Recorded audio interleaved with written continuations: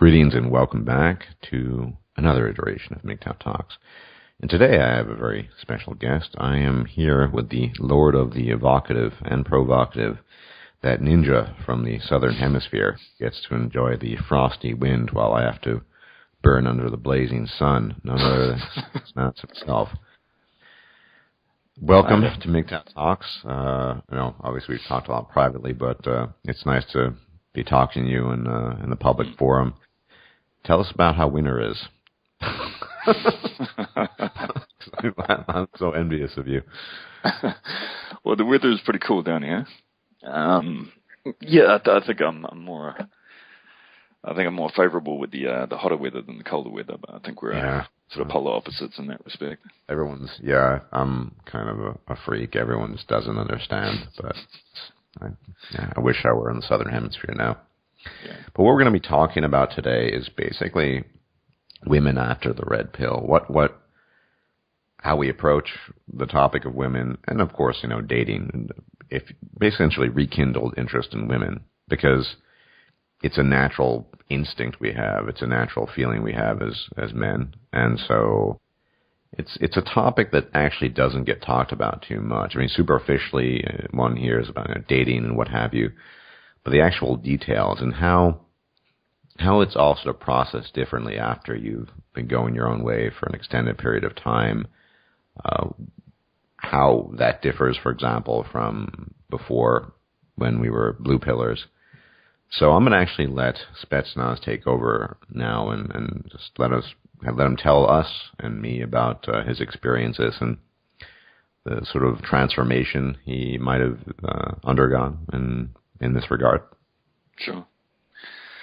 Well, I think I said in a previous discussion with Gregory Becker that I was looking at entering the dating world again.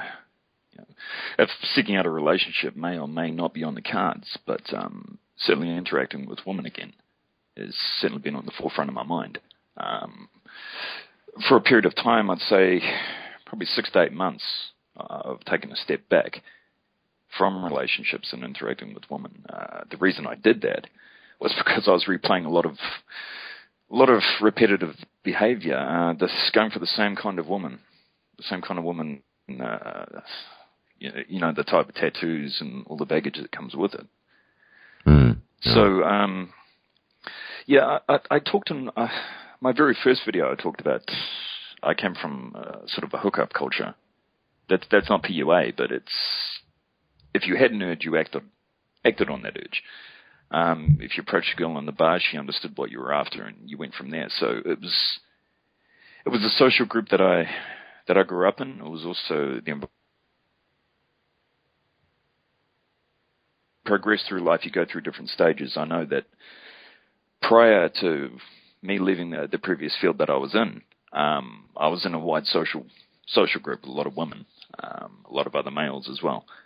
But as a result of that, I had access to a lot more sex and a lot more female validation, a lot more,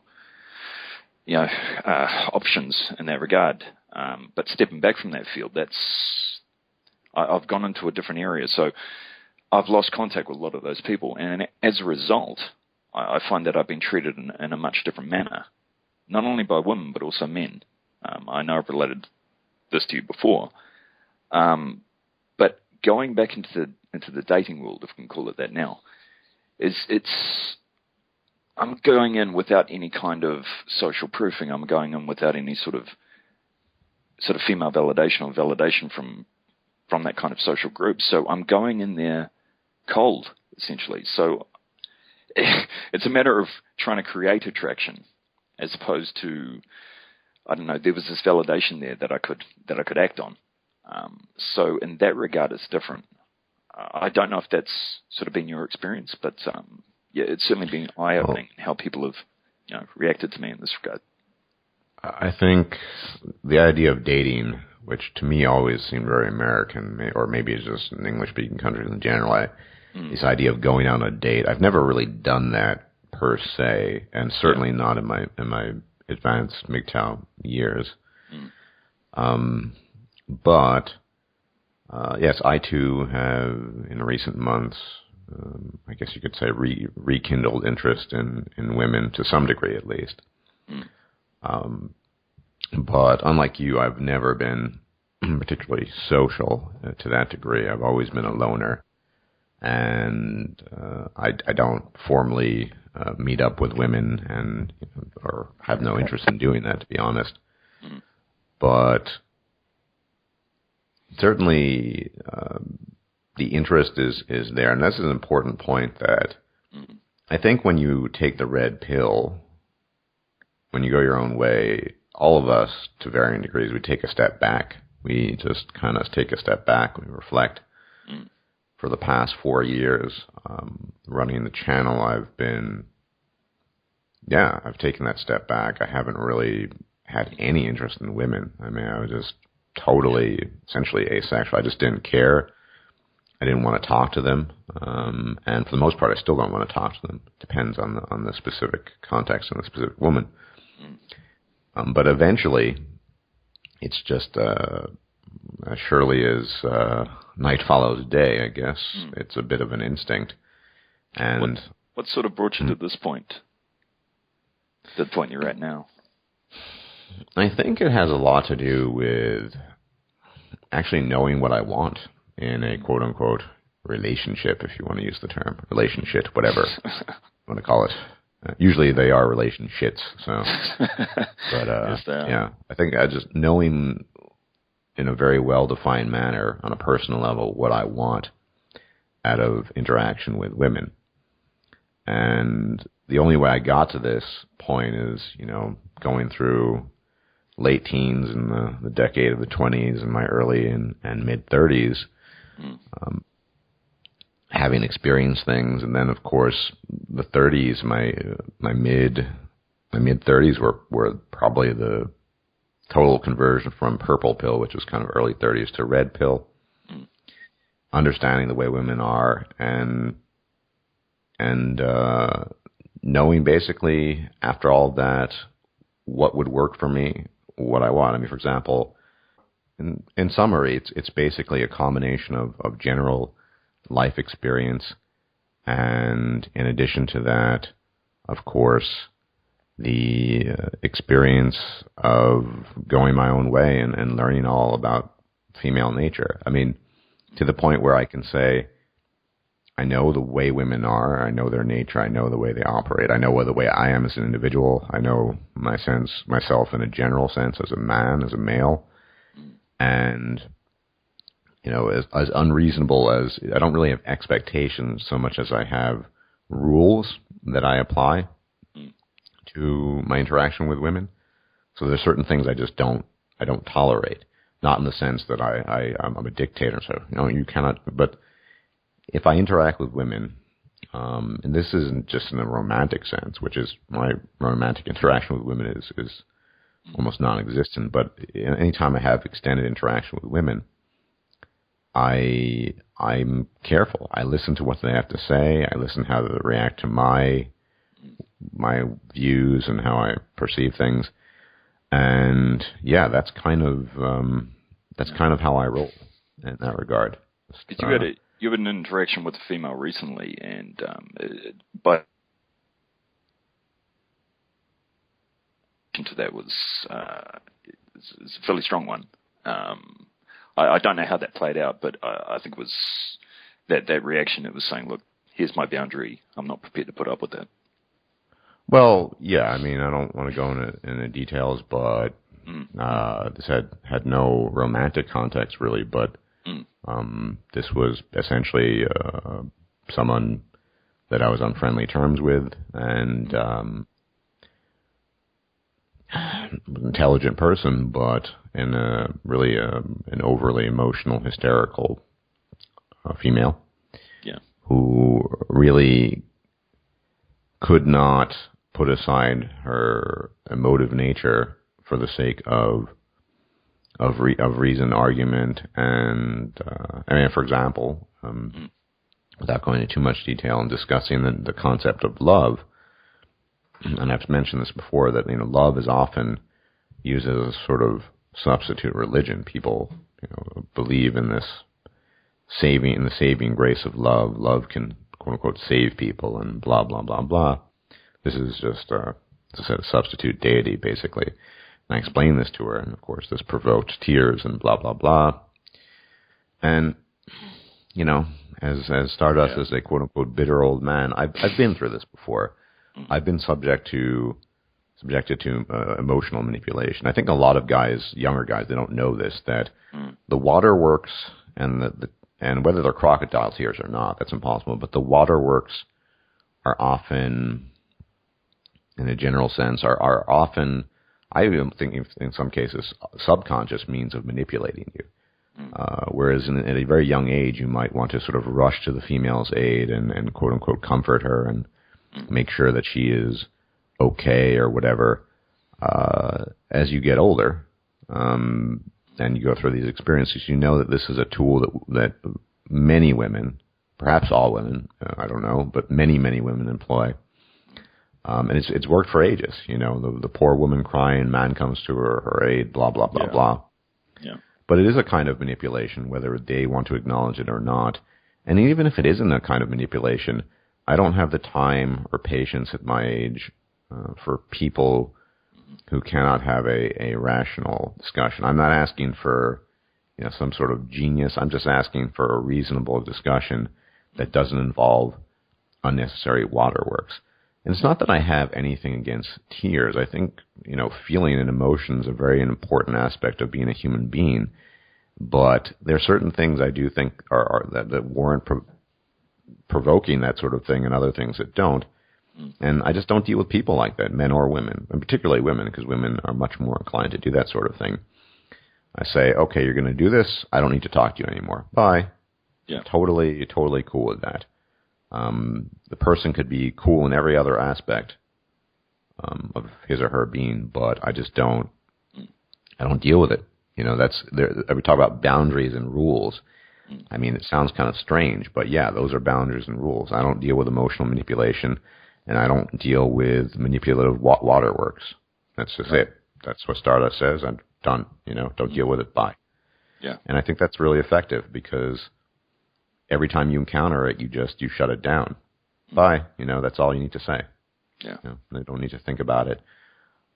You're not. I mean, the other thing is, I think what we as men, when we're certainly in younger phases or purple or blue pill phases, we're much more inclined to just be comforting towards women no matter what, to take their quote unquote plight really seriously, even if that plight is, frankly speaking, not really a plight. All right. So in this particular case, that I recognize it for what it was. I dropped it. That's it. Don't talk to the person anymore, and don't want to.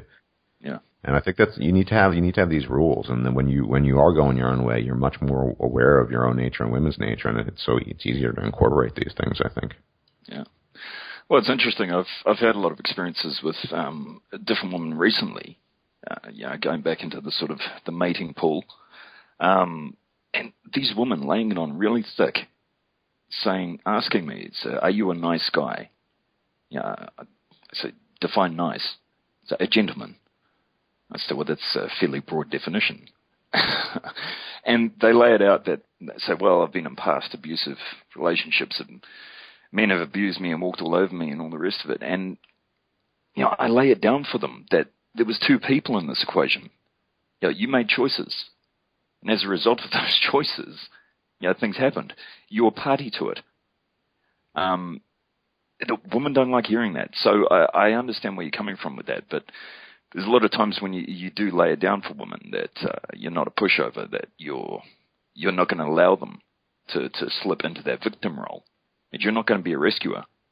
You're not going to play that role. That's it at the end of the day, man. Yeah, I think absolutely.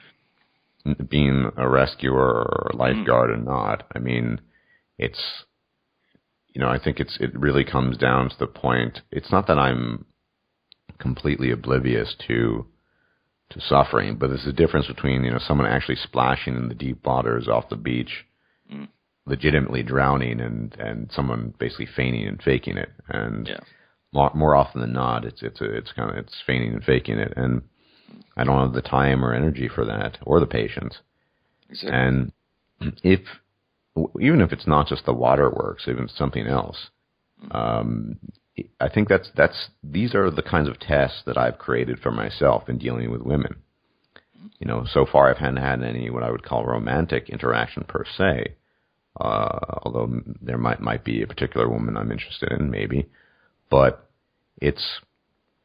you have these rules, and waterworks is one, and a willingness to accept things that are probably true. As you pointed out, it takes two to tango. Both were involved, and that you're not going to just sort of instantly take her side. And I think that's almost a automated reaction once you're going your own way. You don't jump into the white knight role by saying, "Oh, I disagree with you." I don't sugarcoat things with anyone.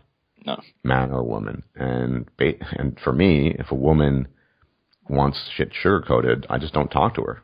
It's fine if that's the way she wants it, but if she can deal with hard truth, whether about herself or other people and her interactions, whatever, then that's good. And that actually makes me attracted to her. But that is, as rare as the, black pearls or something. I don't know. Well, it's interesting. I mean, you get that same sort of dynamic in a group. So if you're doing group therapy, if the content of that group, of the discussion, if it stays at an emotionally safe level, that group will not progress. So there won't be any progression forward. Nobody will benefit from that. That group will take on a collective identity of a victim. So there'll be no progression forward. So once you step into that role, you're signing yourself up to play that role over and over again. And at the slightest incidence of her, oh, hang on, sorry, man. What the fuck is that? You're not referring to my avatar, are you, Spetsnaz? I know you love her. Jesus. I don't know how to answer that. Big hot mama. No, there was a ad that popped up. Okay. What was I saying? At the slightest drop of a hat, I mean, she's going to attribute anything that you do as an attack on her. So it stems back to projection. She sees that all the past relationships were a result of her being a victim, so she was acted upon. So it doesn't matter if you're going out of your way to try and please this woman. We've seen countless examples of this. Yeah. It leads to a point where a man does something very incidental and she'll take it to heart and she'll see that as an attack on her and she'll respond either violently or by proxy through the courts. So you can't win in that situation. Well, women have a tendency, I mean, all people do, men do too, but women to a much greater degree to sort of personalize their own experiences into sort of the general playing field. And so you get situations where you might be talking, stats or facts, and they'll just kind of flip out and lose it. I remember CS MGTOW telling me some story about him explaining the wage gap to the girlfriend of a friend of his, and the girlfriend just sort of burst into tears. And I mean, this is, of course, a really extreme example, but one thing I've noticed in conversations with women in sort of exploring the field again, and it's I would say very shallow exploration, since I'm not dating, or I'm just, I'm more willing to talk to women than I used to be. Not because I think they're different, but just because if you're gonna have some renewed interest in women, you got to do it anyway. Is basically, to the extent of what they're going to say that they're not like that. And I hate to bring up the Nawal thing, but there's no such thing as Nawal. There's no unicorn. Every woman's going to be a woman. To say that, there's Nawal is to say that they're basically men. They're not women. So, but, if they start, I've had in conversations with women sometimes where they start talking about how they're not like that, or they've never done that. And they go out of their way to expressly state that. And it becomes pretty obvious to me that they're almost certainly like that. Yeah. And even if they're not, why the need for this sort of elaborate defense? And what you ideally should be looking for, I think, is a woman, and these are perhaps as rare as unicorns, or almost, who's a self-reflective person who actually thinks, yeah, maybe I've done that, or yeah, that's something to think about. And so you can, I think, take baby steps through conversation, seeing the way she reacts to things, how she processes things, and if she at any point in time acts impulsively or applies standard female behavioral tactics, whether it's the waterworks, other kinds of emotional manipulation, exceptionalism, as I just mentioned, the sort of female, I'm different, blah, blah, blah, then those are, to my mind, red flags. And I just generally either politely end the conversation or just hope it trails off, and I don't talk to the person again. It's nothing personal, but it's just I have rules at Stardust in interacting with women. Most women, I find, are not worth my time of day. I can't have a good conversation with them. They're totally unreflective. They're vapid. They're self-absorbed. And this has probably been your experience dating, which we'd love to hear about. But, so I just say, that's it. We don't need to talk. I also should point out that the few times I've actually broached the topic of sort of occupation, and one thing, particularly women in my age bracket, you mentioned, approximately how much money I make. It's being poor, not making much money is a great filter too. I think I love it when Paul Proteus put it this way. What do you do? What do you do? They hear that and they just, oh, okay. So, that's another thing. But there's just a lot of filters you can apply.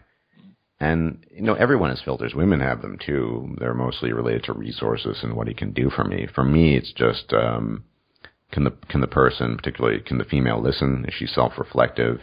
Is she mature in that regard as a human being? Or is she just totally self-absorbed and just beyond that stuff? Yeah. Well, it's interesting what I've found, especially with women recently. Well, they've always been like this, to be quite honest. But it's getting to the point now where you're submerging yourself into a pool of just this moral abscess of just complete rampant narcissism. I've never seen anything like it, and it's being fueled by social media. But a lot of times you rock up and you meet this woman and you're an object. You're an object to be talked at. A lot of times I'll be sitting there and I've leaned over the table and said to a woman once, I said, do you ever draw breath? Between sentences, do you ever draw breath? Because I'm really scared for you, and I have a lot of concern that you're going to hyperventilate. And she didn't like it. But it's gone to the point where you just become an object. That's it. They'll ask you a few requisite questions about what do you do. They won't ask what you do for fun. They won't ask anything about your family. They don't want to know you as a person. They just want to know whether you're adequate and tick those requisite boxes, and then they can move from there. But you become a kind of human microphone. You're on the opposite end of the table, and they're sort of speaking into the microphone. That's you. And it's absolutely draining. And you want to be anywhere else in the world. Yeah, I've got 100 other things I want to do, just like anybody else. You could go home, you could read a book, you could play a video game, you could go to the gym. There's a take a dump, probably better than that. Take a dump. You get much more out of it. But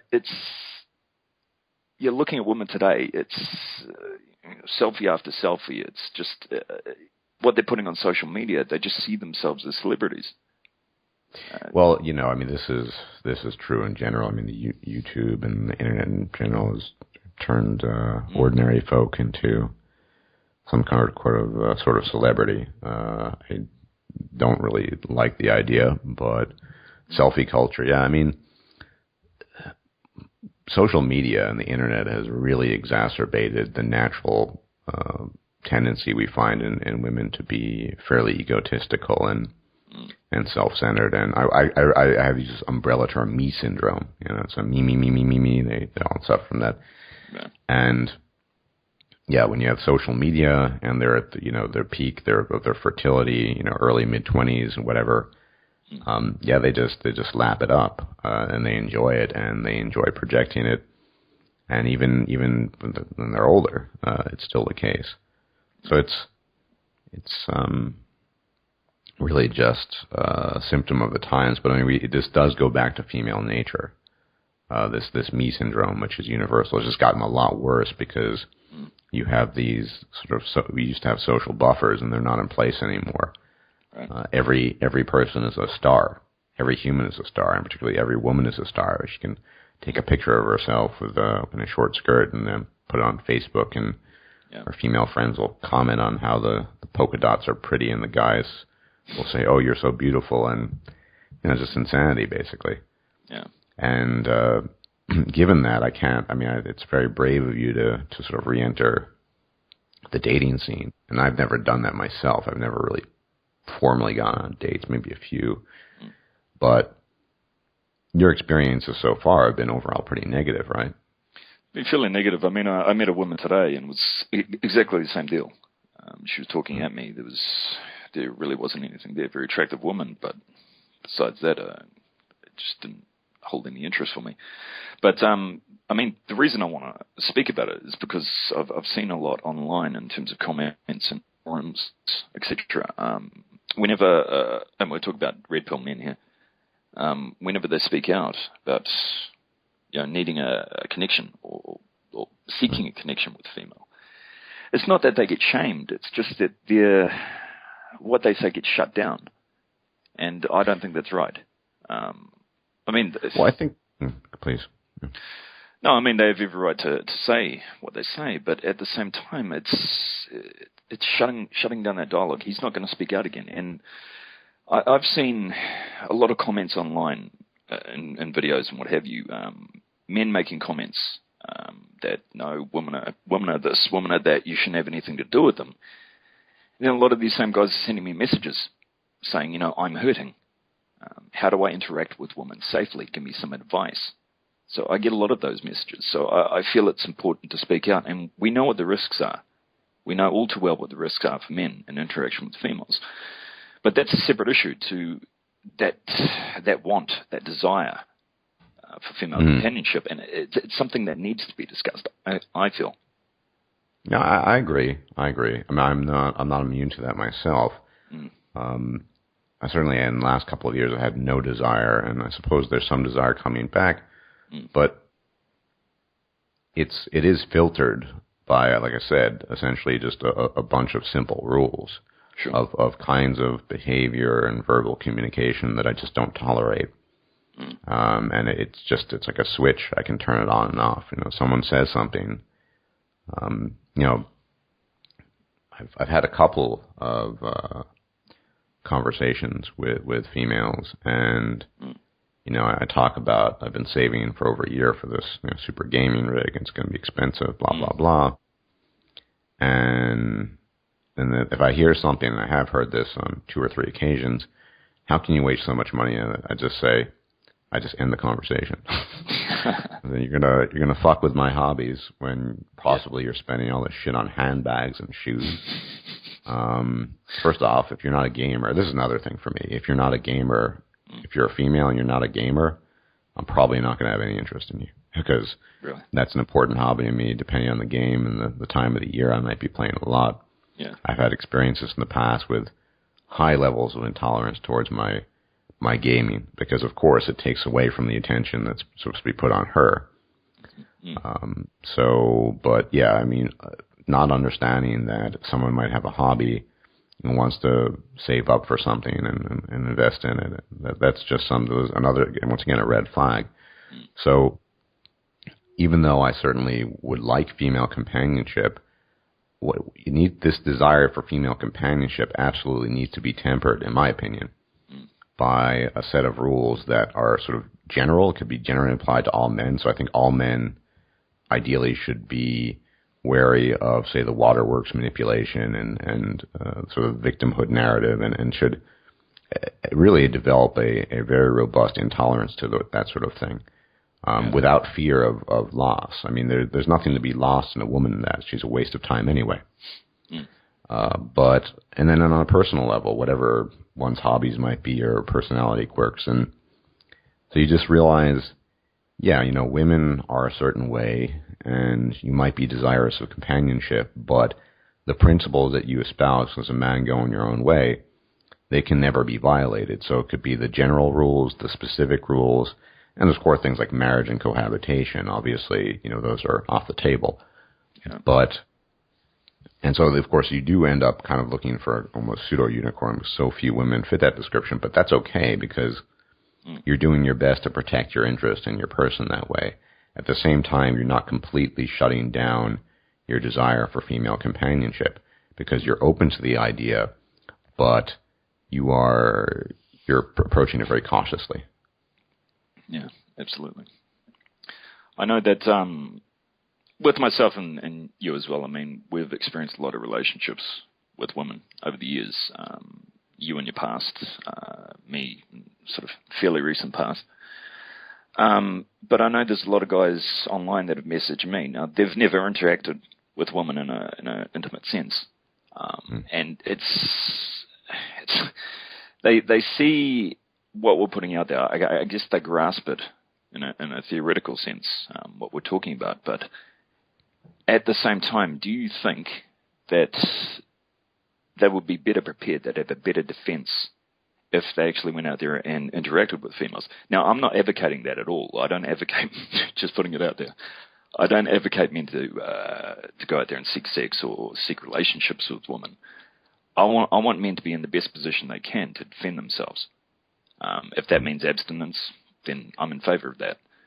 I'm not here to judge men, but at the same time, I know that what I've experienced, I know what you've experienced, has put me in a position to know exactly what I don't want, and it gives me a fair indication of what I do want.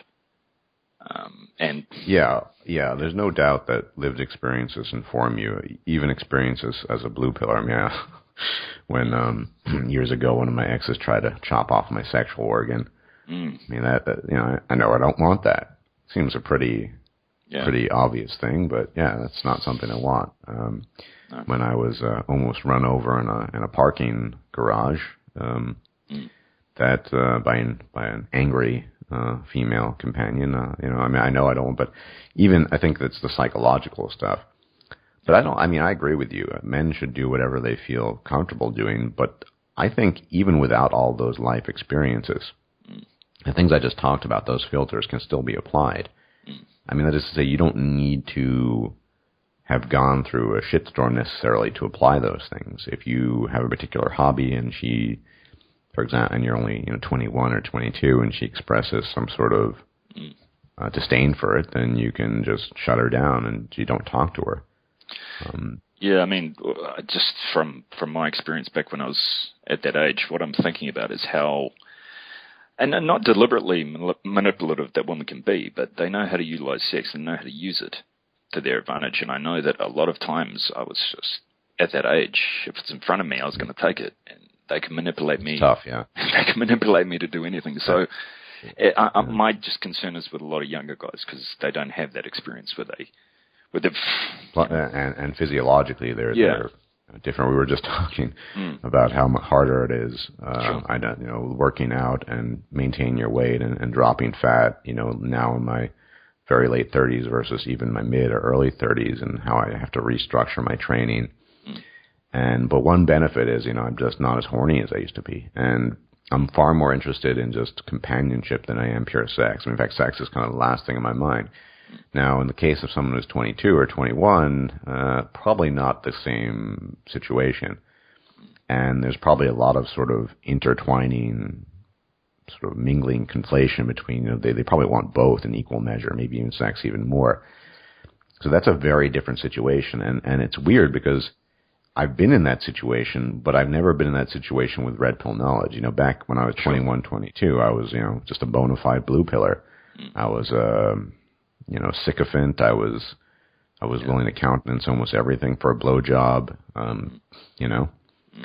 And these guys are different because they're armed with this knowledge, the knowledge usually of men who've gone through these experiences, and the observations we've made. And that's a new situation because that's not one I've been in or you've been in. You weren't 21 and with this knowledge in your head. So that's right. I don't really know, but once again, I think, there's the sexual interaction, which is kind of a separate issue, and I don't think you necessarily need to apply the filters I talked about. to sexual interaction. If you just want to fuck, that's not that difficult. Now, of course, there are a lot of risks there, and I personally think, depending on the context, I've just remained abstinent for over 4 years, but it can be risky. I mean, she could mysteriously get pregnant. If it's a fuck buddy, it could, false rape back. There are all kinds of risks involved. Yeah. And that needs to be weighed in carefully as well. And so I think in a way, the young red pill man has a lot more challenges than just being a bona fide blue pillar who is just going to, oh, I'll do this for you if you suck my dick kind of thing. Right? Yeah, absolutely. I mean, it's been a blessing for me. I mean, you've helped me to a great regard, so has Barbarossa, just in terms of, ducking the bullet. But, especially with the young man, even myself, I mean, you have the same fear that if you have sex with a woman, you stick your penis in a woman, then you lose control of that situation. You can't defend yourself. You do legally in terms of the environment. You have none. I mean, you basically, every time you stick your penis in a woman, at least in the Western environment and in Oceania, in your neck of the woods, you don't have any rights anymore. I mean, the phrase, what do they always say? Keep it in your trousers or whatever. Yeah.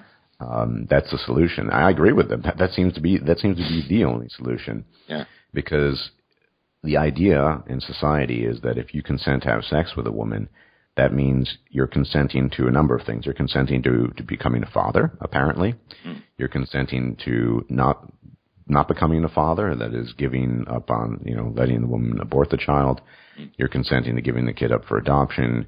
You're consenting possibly to supposedly raping the woman. You're consenting to all kinds of things. The minute you engage in sort of sexual relations, particular vaginal intercourse, you've opened up a new can of worms, and you've just consented to a whole bunch of things. You might not be aware of that if you're not aware of these issues, but you have, and the potential is always there that the woman can abuse that, and you have to be really, really, really careful about that. Now, like I said, I'm fortunate, wizened and old as I am, that I just don't really care that much about sex. I mean, at some point in time, maybe I'll have it again, and I guess it'll be okay, whatever. Yeah. But it's not my primary interest. Right. When you're a lot younger, that's harder to ignore. So it's really kind of a different ball game. Yeah. But that is the reality. The minute you stick your penis in a vagina, whether you want to give your consent or not, it's like forced military conscription. You've given your consent to do all kinds of things. Yeah, that's right. And it's hard for, it must be especially hard for a lot of younger guys as well, because they're submerged in this content every day. And they're seeing the worst aspects of female nature, and they're seeing what is happening to men. They're seeing these horror stories. So you can imagine the fear they have from just everyday interactions, the suspicion, the cynicism. And a lot of that's warranted. Well-founded as well. Yeah, absolutely. Yeah. Absolutely well-warranted. But at the same time, it must make it incredibly difficult to interact with females. I remember back when I was in my 20s, it was just completely carefree. Yeah. I suffered a lot, but I certainly was ignorant at least, so that helped. Yeah, and ignorance in itself was, thinking back, well, that made it a lot easier for me, because I know if I had the knowledge I have now, it would have made it incredibly difficult. Imagine being on a college campus right now with all that kind of bias and fear. That's the thing. I went to uni first time in the mid-'90s, and I just, you had some freaks and some of these lesbian, extremists, but the kind of stuff I hear about, particularly in the country of my birth, the United States, or for neighboring countries, Canada, UK, it's Australia, it's just. It's insane. I can't imagine that kind of environment. But, so I don't... They're in a really, really rough spot. But I think you need to establish a bottom line for younger guys, and that's got to be survival takes precedence. So you need to rationally just calculate the risk. Once again, it's like forced military conscription. The minute you enter a vagina, you have given up all your fucking rights to further interaction with the woman, potentially. Yeah. That needs to be accepted, and if that's not worth the risk, then you need to abstain from that. and find yourself some good porn and wank off, or buy a fucking doll, or what's that thing that recently is this fucking ass thing, or I don't know. I forgot what it's called, but it's really expensive. You need to find alternatives because that's not going to get you. That's not going to get you into trouble. It's at the same time men are being go ahead. Men are being physiologically and emotionally tormented. Younger guys, in particular, in this stage, because the risks are so enormous. The social media has inflated the female ego to titanic proportions, and it's just they're kind of damned if they do and damned if they don't. If they don't, they're sort of left with this nagging, gnawing feeling of missing out on one hand, but also the urges, those physiological hormonal urges you tend to have when you're a lot younger. And, if they do, well, become a daddy, don't become a daddy, none of it matters. You don't have a choice in the matter. You're right. You supposedly raped her. I didn't know that when I was doing it or whatever. These are just things that there's no way out, really. It's a horrible, horrible dilemma they're put in. And as much as I kind of long sometimes for the days of youth, so I could just not put myself through egregious dieting methods and could train more efficiently, I don't want to be at that stage now with the way the atmosphere is and the way things are. Yeah. But the preservation, that survival instinct's got to come first, I think, regardless of however difficult it is. You gotta have those rules. You gotta have the filter, and you gotta just realize that every time you consent to have sex with a woman, you've become a conscripted soldier and slave to the state. Basically, that's the end of it. Yeah, it must be even harder for them because all those experiences of drinking, getting drunk, partying. Going out there and socializing and discovering sort of the social landscape for the first time. It's all a big adventure, and going over and interacting with females, going over, So imagine walking to those situations with having that feeling of caution, which again is well warranted. I'd have it if I knew what I knew now back then. But it does in some way limit their experiences. So it must be incredibly difficult to have that kind of apprehension, that caution. Absolutely, but what choice is there? I mean, they really have little choice. They have to focus on survival and preservation. At the same time, there's nothing wrong with wanting to have or experience female companionship. The problem really is not in the desire to experience it. It's just in the consequences of following through with that desire. Sure. If you don't have your filter on, and I'd argue it's probably impossible to completely filter out stuff. I mean, I'd like to think I have a very good filter, but you never know. There's always some risk involved when dealing with women in the current climate. No matter how many filters they pass and how quote unquote cool they seem, there's always going to be some risk, and they're always going to be women. There are going to be things about women that are just going to remain female. That's why they're women. Yeah. And you have to be willing to accept that if you want to interact with them.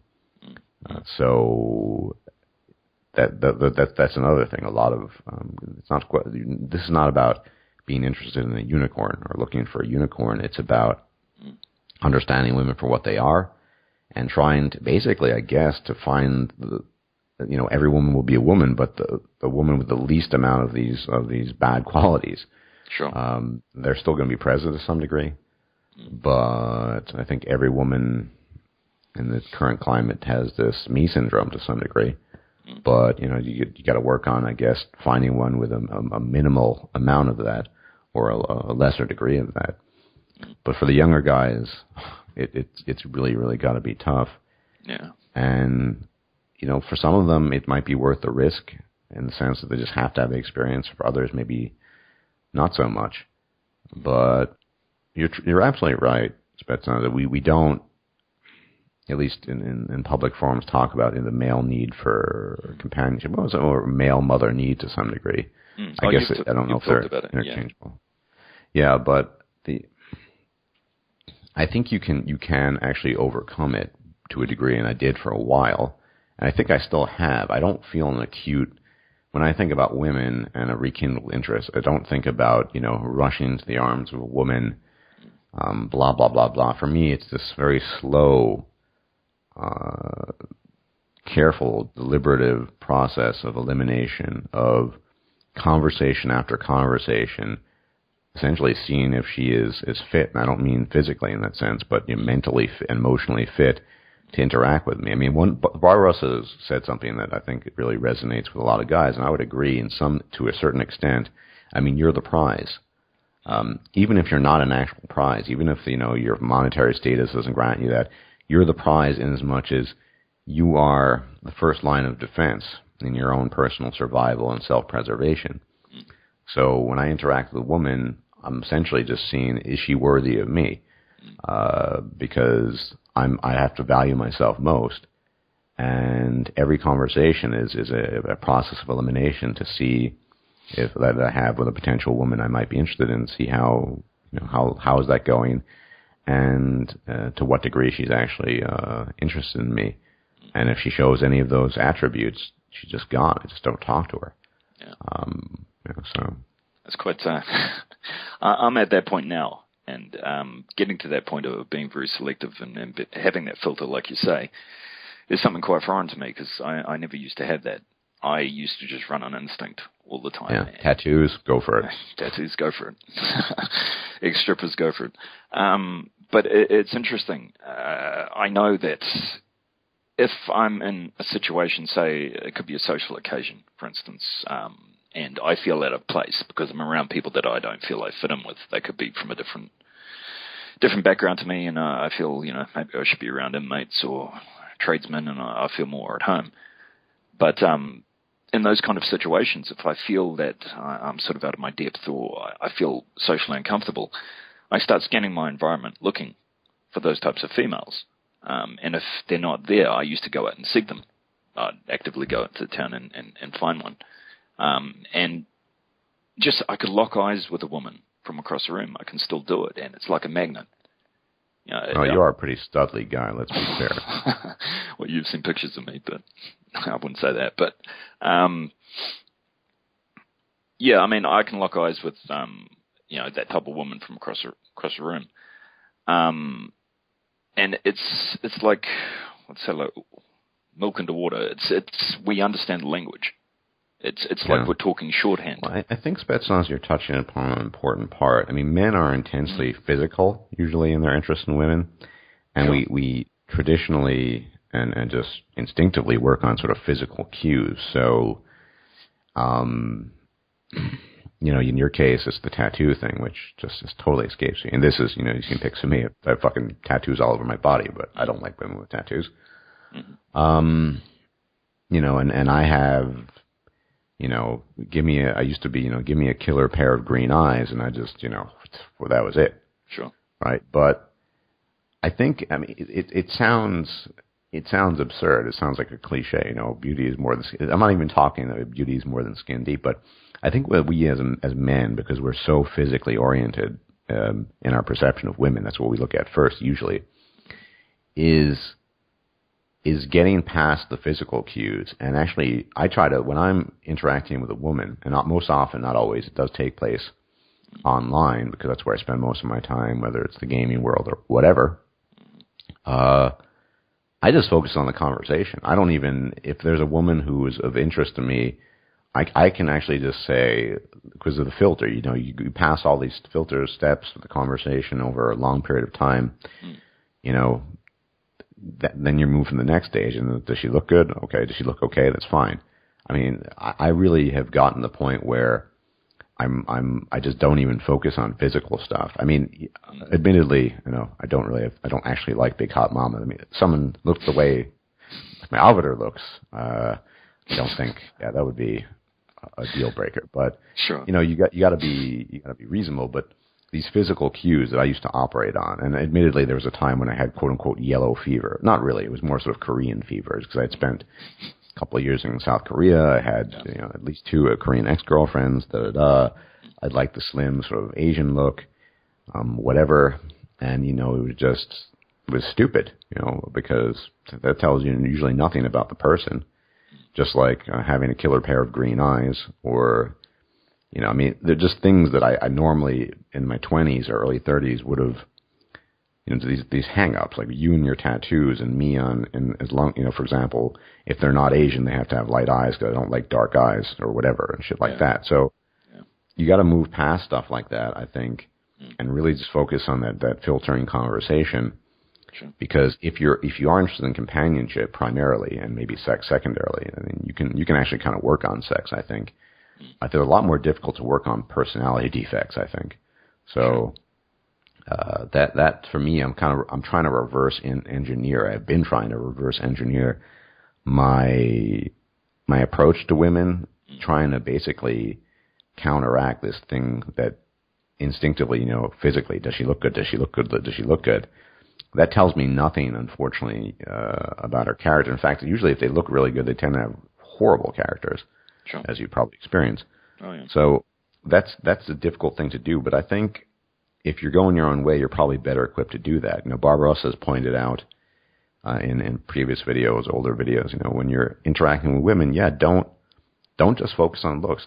Focus on intelligence, focus on emotional maturity and other things. And I've been trying, to the extent that I interact with women, to apply that, because I do think that's more important. I mean, I'm not interested in some sort of a trophy girlfriend or someone I can fucking show off. It's totally irrelevant to me. I want to, if to the extent that I do want a girlfriend, that person's got to be someone I actually want to hang out with and game with, and that's, as long as she's, of tolerable appearance to my standards, and there's still some standards, I don't really fucking make a big deal of that. There's I've kind of filtered out the cues, I don't need a hot Korean chick. I'm, if you have brown eyes, well, we'll look past that or whatever if you're European. And so I think these are almost fixed action patterns. You develop this taste, and then over the years, you've done it with your tattoos, and I did it with my weird fetishes, appearance fetishes, and you kind of convince yourself that's your type. That's what you like. And sometimes when you convince yourself of something like that, you can actually turn it into reality. Because you said, it's milk and water. They understand the language and stuff. But I think ultimately that's a figment of your imagination. You're kind of you're taking a kind of imaginary taste you have because at some point in time it might have appealed to you. Sure. You turn it into this rule for yourself. And, of course, you've noticed over the years how it's gotten you into hot water, right? And you just, I think it's a time, in your case, in everyone's case, to just, if you're interested in interacting with women, get rid of all those weird sort of physical quirk things. She's got to, be blonde. She's got to have green eyes. She's got to be Korean. She's got to have tattoos. She's got to have fucking nipple piercings or whatever, Yeah. Hey, I know the type for you. You ever heard of sapiosexuals? Well, I mean, I can understand what it means. I've never heard of the term. I mean, officially of the term. Yeah, no, girls attracted to intelligence. I think you'd find a good market there. Well, I'm not really fishing. I'm. No, I'm saying it. Well, look, my assessment of women women. I've said this in videos before, and I think it's an accurate statement. Women don't really like intelligence in and of itself. They like what you can do with intelligence. So if you're Bill Gates and you're a smart guy and you found a multi-billion dollar, yeah, that's great. Or, if you're inventing some product or you're an engineer doing some great work and you're making tons of money, that's great. Women in general are not interested in abstract thought. They're not really interested in, generally speaking, in intelligent conversation, despite claims to the contrary. Yeah. So yeah, maybe, but I just have my filters. Even intelligent women I've encountered in recent times, if they put on, they're overly emotional or whatever, I just shut it down. So yeah, for me as well, I don't think. There was another thing, a hang-up I used to have. It was sort of, she had to be a sort of intellectual. And, over the years, I don't think I've met personally a single female intellectual. Yeah. And that's kind of withered away, too. Why is that even important? Because what's so rare, and I mean, they do exist, some of them, but, you really have to that's I think was so key for me these past 4 years of spending time by myself. I spend, I'm kind of a recluse. I still am a recluse, but I did meet up with one of my subs for the first time yesterday, and he was a really cool guy. Talked a lot, had an interesting conversation. So if you ever listen to this, man, it was a nice dinner chat, and it was good meeting you. But yeah, it's just an interesting process that you spend all this time in isolation. You think about yourself. You think about your relationships to other people, to men and women, and you really get to know yourself. I mean, know thyself. That's kind of been paramount to me. And I know the kind of, if I were to ever have a relationship again, the kind of thing I'm receptive to and the kind of thing I'm not receptive to. Right. And I think you need to keep the filters up throughout. I mean, let's say I were to ever enter a relationship again, and I noticed, one or two violations of the rules, then, you got to have a serious conversation. And if it seems to proceed in the wrong direction, you just got to end it, because those are just the rules. You need to have those rules for the purposes of self-preservation. And the way I look at relationships, and when we were younger, of course, we looked at women as sort of the saving grace, and engaging women as an act of salvation. I remember when I was 24 and I met my borderline ex, super amazing green eyes, blonde hair, very attractive. I mean, I just fell head over heels for her. And, my boring life suddenly became fulfilling, and it had meaning and all this shit. These days, the way I look at a relationship is kind of like a piece of cheesecake in a way. If you like cheesecake or cake or ice cream, I mean, it's nice. But even if you do enjoy it, it's a double-edged sword, the calories and all that. So it's just a benefit. It's a benefit, more than, it's just like a nice bonus thing. Potentially it's a nice sort of enhancement, just like if you've been dieting for a long time, which in some sense, romantically I have been, and yeah, it's nice to have a tub of ice cream. Oh, that's a bit too much, or maybe a piece of cheesecake or 2 pieces of pie or whatever.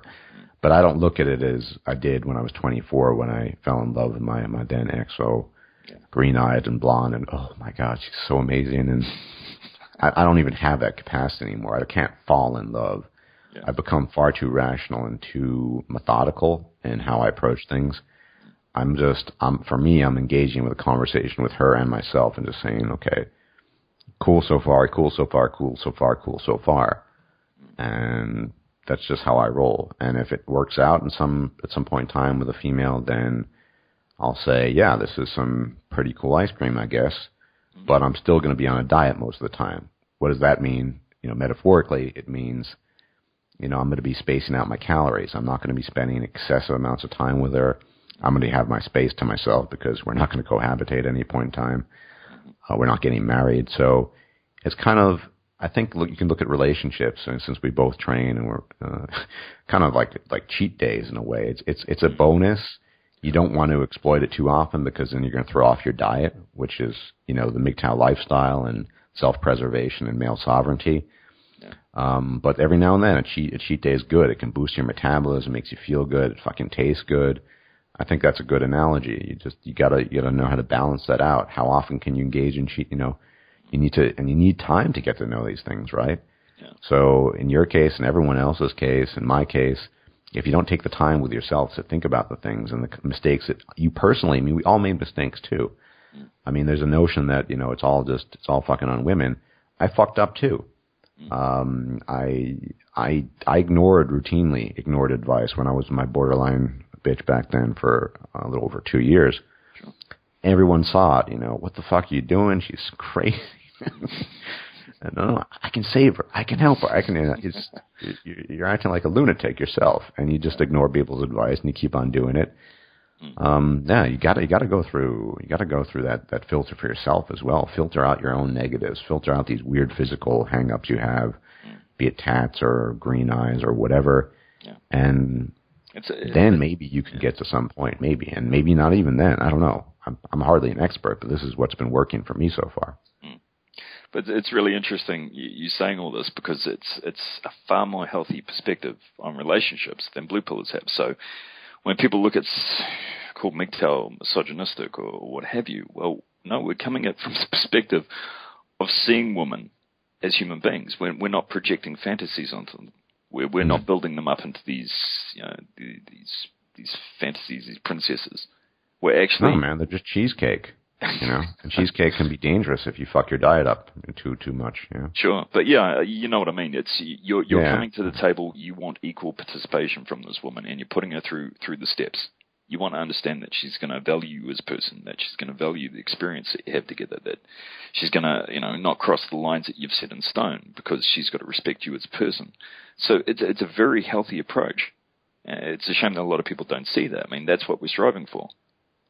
Well, it might be approach doomed to failure. I mean, who knows? I mean, as I said, self-preservation and personal male sovereignty, those are the most important things. But it doesn't mean if I'm give or take, whether it's men or women, they give to me, I give back.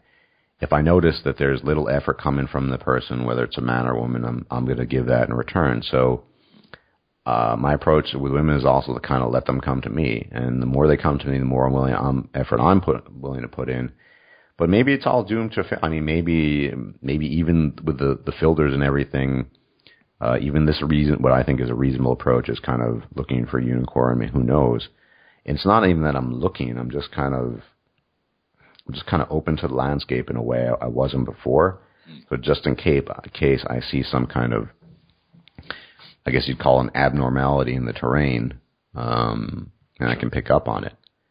But yeah, that is Spetsnaz, you're really raising an excellent point about looking at women as human beings, or cheesecake or ice cream or whatever.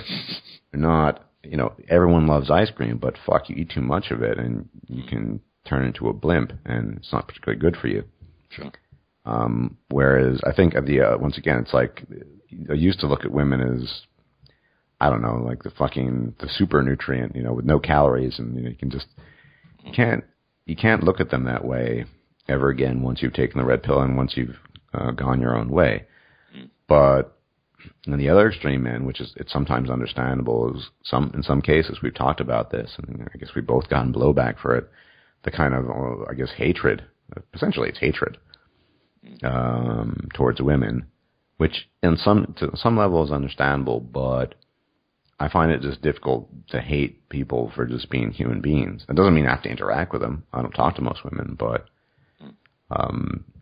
I think ideally we should strive for that balance and just say, look, women are human beings, and they can definitely enhance your life, maybe, if they pass all the filters. Yeah. But and maybe I think everyone goes through different stages. In my case, now I spent over 4 years of being completely disinterested in women. I didn't even really talk to them at all. I had no interest really in talking to them. Sure. And maybe some guy will go for 10 years like that. It's okay. I think every guy's got to go at his own pace. Maybe he never wants to deal with women again. That's all.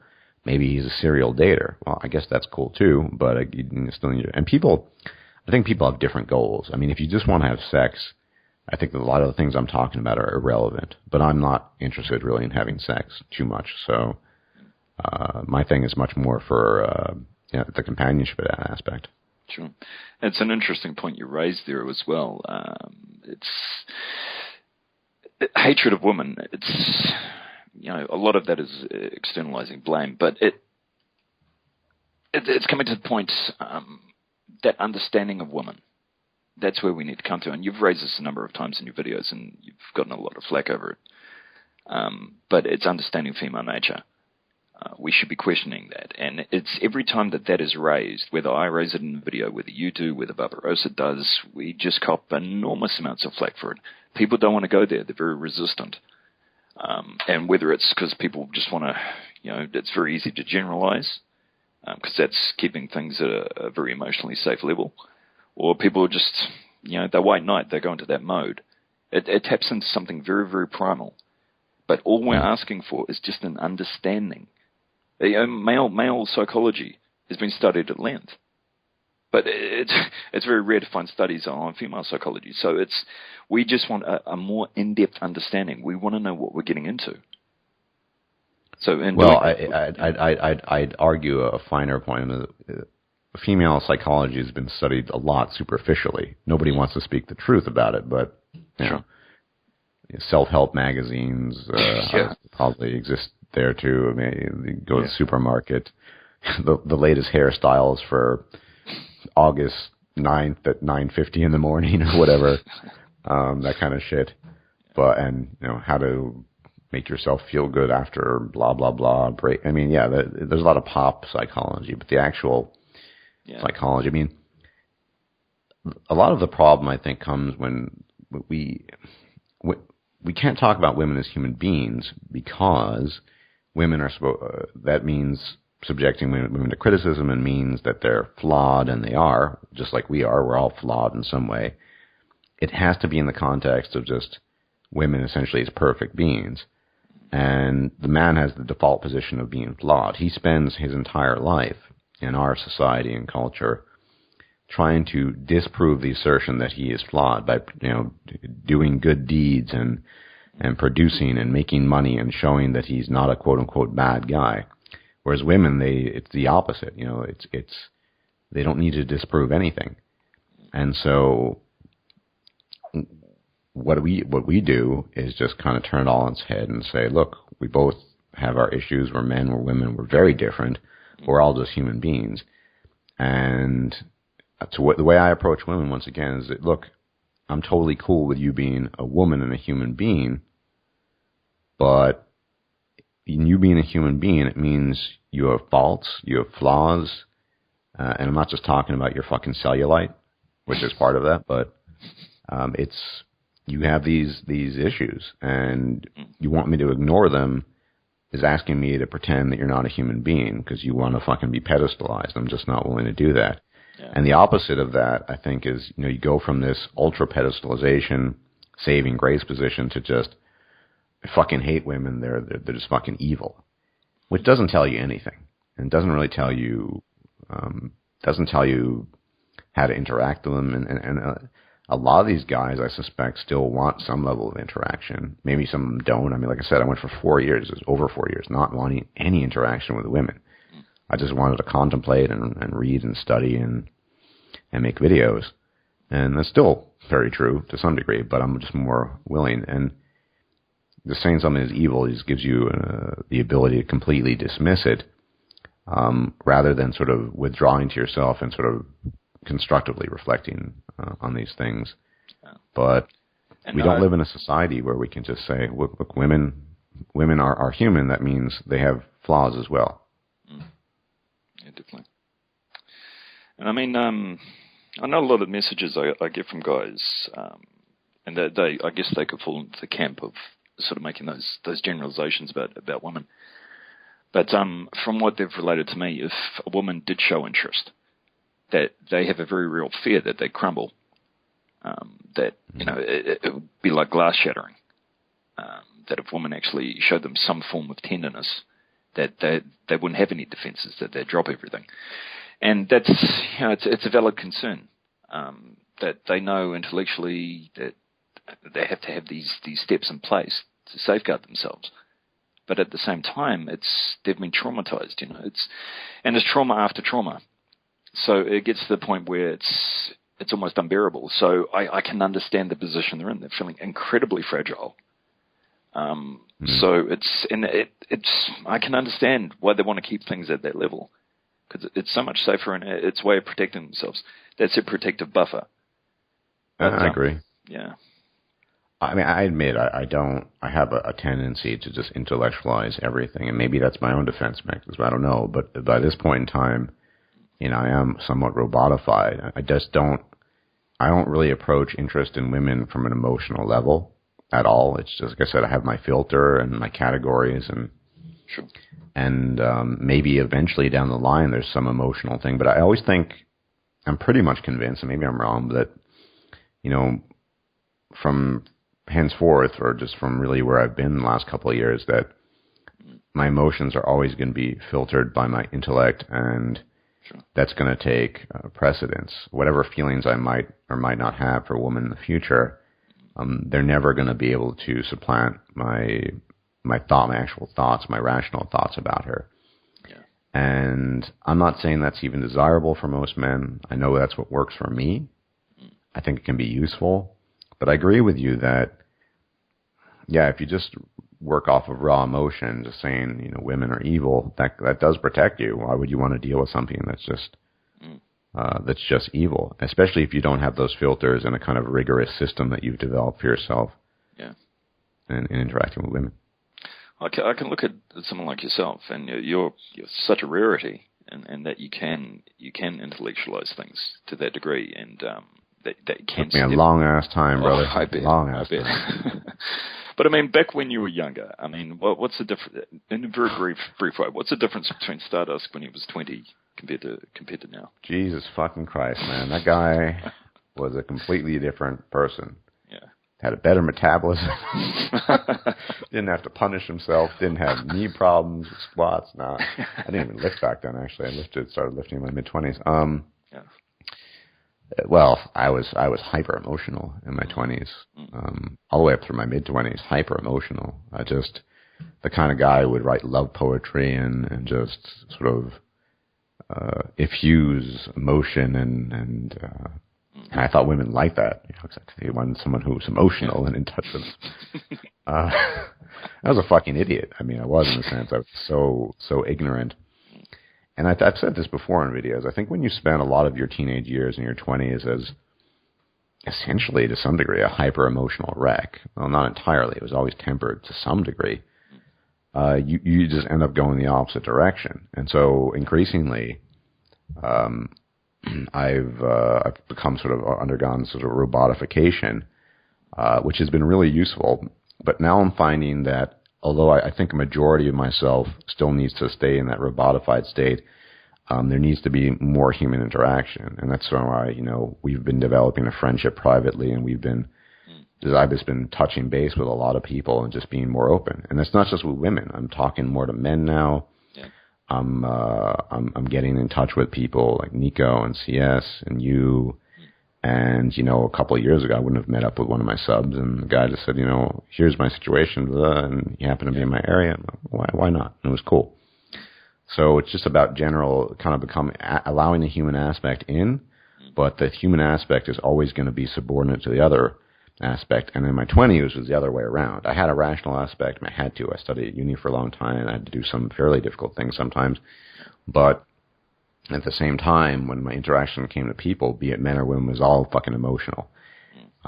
With women, it was, you know, kind of a mixture of sexual desire and companionship. And with men, there was no sexual thing, but it was I would idolize them. If they were like, cool to me and helped me out as friends, I would say, oh, they're the most amazing person in the world, and they're so cool, and they're my big brother. And I was kind of like a babbling idiot in some ways. I let my life be run by emotions, and it ran my life into the ground. And I think everyone can benefit from some kind of composition of interacting with your, you know, using your intellect to interact with your emotions and the back and forth. For me, what works, it's just taken so long, and I think it was such a long process because 21, you know, through my mid-20s, I was just unhinged.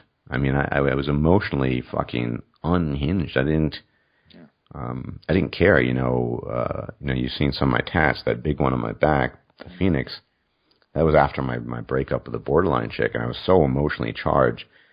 Nobody really usually does this. I sat there with my, you know, back straight for 9.5 hours as the tattoo artist just needled away at that shit. And initially it didn't hurt, but after 4 or 5 hours it started to. 8 hours, 9 hours in, I was that close to passing out from the pain. I didn't fucking care. I was just concentrating on the emotion. Everyone's like saying, stop, you can come back tomorrow or 2 days later. You know, nobody gets these big ass tattoos all at once. No, I'm going to fucking do it. I'm going to fucking do it. You know, I was so angry and emotionally charged. And I just, I can't identify with that person anymore. And I'm thankful. Yeah. I'm thankful that person is dead, because that person, you know, that person has brought so little benefit to my life. That aspect of Stardusk. He was a guy that didn't really understand the world, didn't want to, and relied too much on just instinct. And for me, that was being an innately emotional and expressive person. And I realized to evolve as an individual, I had to move away, shift from that paradigm to the opposite. And now I'm tempering that extreme stance of just sort of pure robotic intellect with a more humane aspect, if you will, or just sort of more human aspect, but it's still in place, and I don't want to lose track of that. And I don't think I can. You know, it's like you train yourself for such a long time, and taking a step back from interacting with people and talking to people and just spending time on my own has allowed me to do that. And I think I'm in a better place now. I'm much more calm. I think I can regulate my feelings without getting overwhelmed by them. I mean, the only thing that pisses me off is my fucking internet horror story that I'm undergoing right now. But that's because, you know, I've had to turn down jobs that I've been given and stuff. But apart from that, I'm calm most of the time. Yeah. So what about you? Do you see a difference between, I mean, you're a bit younger, or somewhat younger than I mean, between your current age and your early 20s? Oh, absolutely. I mean, back then you talk about emotional, I was firing on all cylinders. I was like just a kernel of rage, essentially. So I was striking out at everything around me. And with me, I was waiting for signs, and where I could instigate, you know, conflict, drama, but if they weren't there, I'd instigate it myself.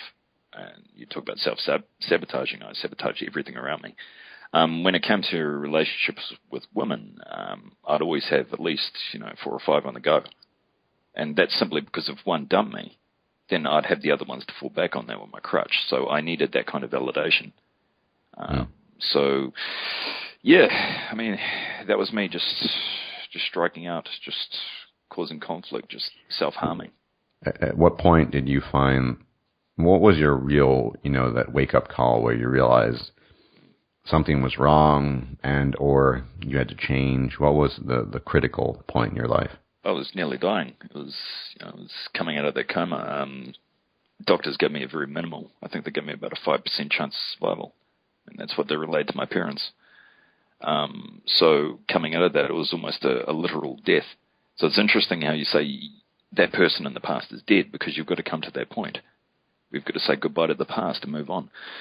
But for me, coming out of that, I found focus for the first time in my life. I never had that before. And you talk about, you know, strapping yourself down and getting that tattoo. Well, that was my moment where I could actually focus for the first time in my life. It wasn't energy being diverted in other directions, directions that were going to hurt me. So, yeah, but even coming out of that, there was a period of time after that where I just went back into the same cycle. Because it was familiar to me, but it was a gradual process. Like I'd come across content, but that was a point where I was almost at a moment of an epiphany where I wanted to change. But coming across your content, Barbarossa's, listening to that content, I rejected it outright at the beginning. I didn't want to hear it. It cut too close to home. So, you know, it was a gradual progression for me. And I'm still coming to a point where, yeah, I'm leaving that baggage behind, because I still feel with women that there's this pull, there's this need for companionship. There's this, well, it's not a need, I convince myself that it's a need. But it's a definite desire that's there. And I know that I'm looking for something that doesn't exist, and I know a lot of that's projection. But still, it's falling back on, I don't know, a past illusion that, like the tattooed woman that actually isn't like all the tattooed women you've dealt with, or something like that? I'm actually trying to date different women now. But it's strange sitting across from them, because it's hard. I'm saying I have nothing in common with you. I don't understand you. You're telling me that you've done this X, Y, Z, and it doesn't.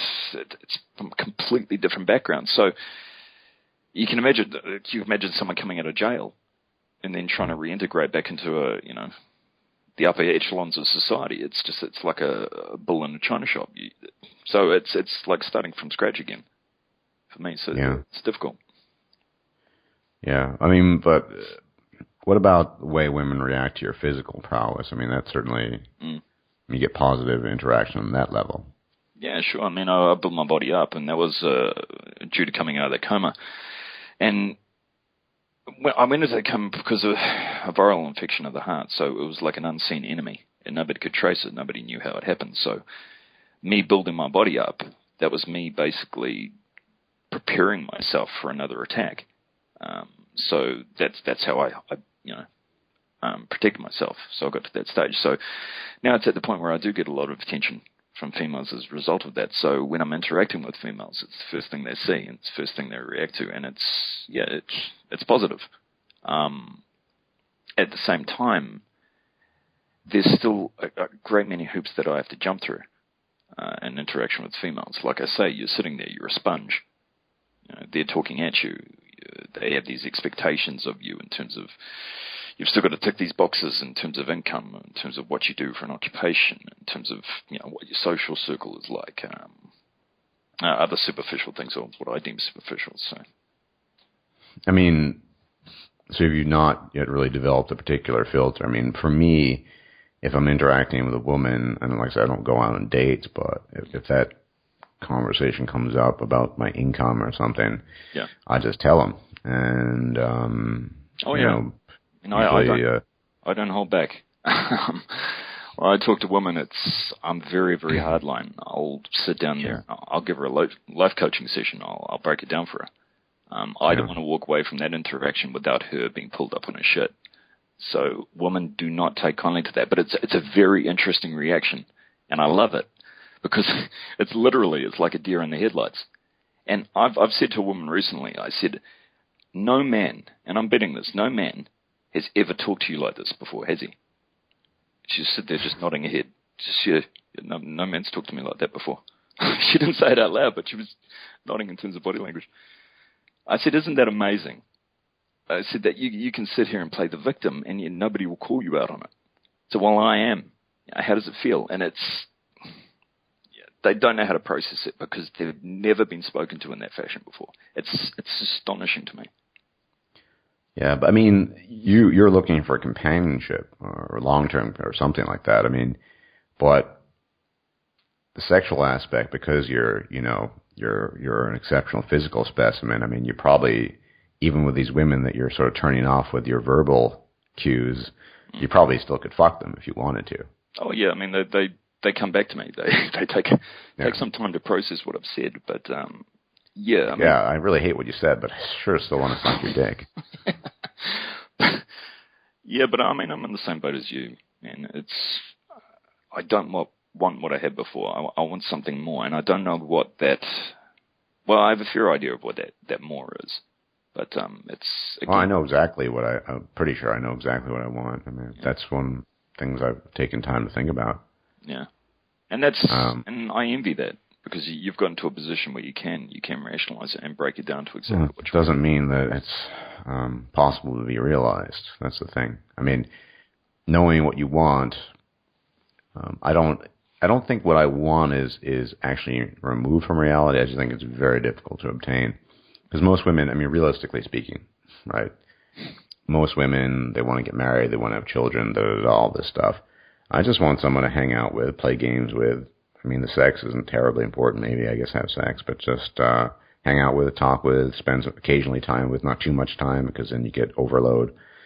And most women are, clingy. They're so, an introverted woman is interesting to me, if that's possible, because then, we both need space. But, who knows? I don't know if that's achievable, but I know that's what I want at least. So that is, I can proceed along those lines, whether it exists or not, or whether it's hard to find, or who knows. It's not, like I said, it's just cheesecake, man. It's just something that's nice. Yeah. But otherwise, I'm on my, consistent. I've been on my MGTOW diet for well over 4 years now, and I've been consistent about it on like my normal diets. Yeah. And man, if I only had the same iron discipline, I'd be like sub 10%. I would have been sub 10% years ago. But no, it's I think that's the key. It's just that realizing that it's just kind of a nice bonus, and it can definitely probably add to your life. You're going to feel better, but it's not going to transform your life. And at the end of the day, you're still going to be there with you. Sure. And you and I both lived all over the world and travel a lot. And, you take yourself everywhere you go. There's no escape. Yeah. And that's one thing I've learned over the years. wherever I was in Asia or Europe or the States, interacting with women and people, I was a decisive factor in being okay with yourself. And I was really restless in my 20s as well. Being okay with yourself, that's really important, because that's going to give you the kind of equanimity just to say, well, okay, she is cool, I like her, but she's not into me. Well, whatever. I mean, it's nothing's going to change in your life. It's going to stay the same. Yeah. Or she is cool, she's into you. It's nice. Things are kind of cool. This is a nice new thing, and it's a nice addition. But you can't. It's just, it can't be viewed as it's a human, as you pointed out. It's a human thing. Women are just human beings. Yeah. I think they can add to your life potentially, but they can also really detract from it, and that's why you have those filters in place. And sure. I think every MGTOW man needs his own general filters that are universal and personal filters, whatever they might be. And of course, like I said, this is not for, I haven't had sex in over 4 years. If people want fucking advice, I'm the last person to ask. But as far as just having a reasonable approach to interacting with women for something more along companionship lines, I've developed a system for myself that the filters worked well, at least so far. We'll see in the future. Yeah. No, that's right. Anything else you'd like to? Yeah, I mean, there's something that I came across recently.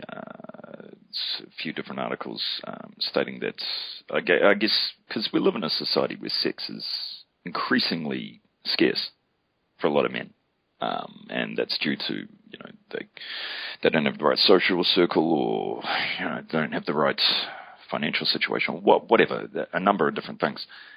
But it's that when sex is scarce, that men are more, I guess, open to commitment or seek commitment. And this can be seen in different communities where, I guess, there's more males to females. And certainly other communities, I know when I've been overseas, and when the men actually outnumber the women don't give a shit. They just kick back. Their appearance just goes right down the toilet, essentially. They don't put in any effort. You're sitting across the table from one, and she's just yawning. She knows that she's got the golden vagina. But what's your sort of take on that? Have you found that to be of truth? Well, it's probably true, but as I said, I don't put a particular premium on sex, and I've gone over 4 years about it. And when I tell this to blue pill people, men or women, they kind of freak out. How is that possible? You don't die, at least not from that. There's probably some truth to that. I don't feel that that's my motivation and my own desire for female companionship, though. No, but just in terms of general sort of general perceptions of what you've seen. Is it? Well, I think so. I think there's a problem that men, because men are so physically oriented, they tend to conflate companionship with sex. It's almost like the same thing to most men, is my impression oftentimes, which isn't for me. They have to have sex in order to feel intimacy. I know that's something that I don't feel that at all. Yeah. I don't feel that at all. I mean, I can even be intimate with a few male friends of mine without, and obviously there's no sexual thing going on there, so I don't need that. Maybe I'm a weird freak or a weirdo, but I think that's a starting point for a lot of men, because there's just no real difference between the two. Yeah. For a lot of men, is my impression.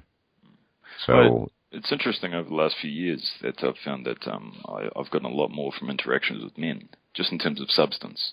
In terms of that's always been the case. Yeah, no, well, I didn't grow up with that, because, if my interactions with men were just either violent or aggressive, or, they were direct challenges to me, and vice versa, so I went down that route. But, coming to this realization that male camaraderie, this brotherhood, this, I suppose you could call it companionship. Yeah, exactly. We men traditionally are really aggressive toward each other. I'm going to make a video about this, but the other day, I was on the other side of the street. I was taking my walk and coming back home, and over nonsense. I don't even know what. There was a fight broke out between two guys. One guy was obviously a superior physical specimen, probably early 30s, very tall, probably juiced to the gills, big guy, Yeah. pounding the shit out of another guy, and like 3 or 4 guys come in and hold him down. It was a mess. Mm. There's a lot of savagery that men express towards each other. Not just that, though. I mean, yeah, I think one thing that MGTOW has allowed me to do is form